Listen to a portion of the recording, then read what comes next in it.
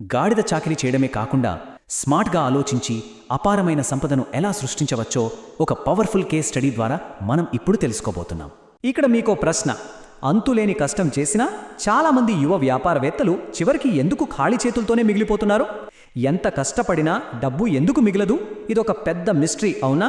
ఈనాటి హజిల్ కల్చర్లో పగలు రాత్రి అని తేడా లేకుండా కష్టపడే వాళ్ళని మనం రోజూ చూస్తూనే ఉంటాం. కానీ ఆ కష్టానికి తగిన ప్రతిఫలం దక్కుతోందా? నెల చివరకు వచ్చేసరికి అరే చేతిలో ఏమీ మిగల్లేదే అనే ఆ ఫ్రస్ట్రేషన్ చాలామంది ఫౌండర్లకు ఇది బాగా తెలిసిన ఫీలింగ్. నిరంతరం శ్రమించే ఈ హజిల్ ట్రాప్ నుండి బయటపడి నిజమైన వెల్త్ క్రియేటర్ మైండ్ సెట్ను ఎలా అలవర్చుకోవాలో మనం ఈరోజు చూద్దాం.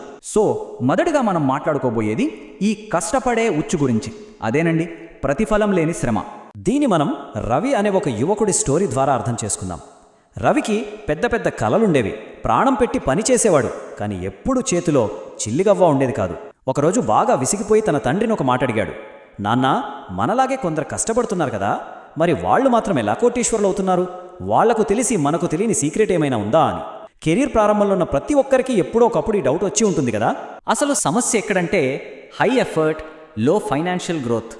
అంటే ఒక సగటు ఆలోచన విధానం ఎలా ఉంటుందంటే మన సమయాన్ని, శ్రమను గరిష్టంగా వెచ్చించి ఎంతో కొంత ఆదాయాన్ని పొందటం.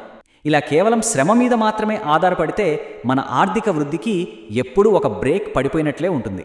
ఇక్కడే మనకు ఒక బలమైన వ్యూహాత్మక మార్పు కావాలి. రవి లైఫ్లో కూడా సరిగ్గా ఇదే అవసరం ఏర్పడింది.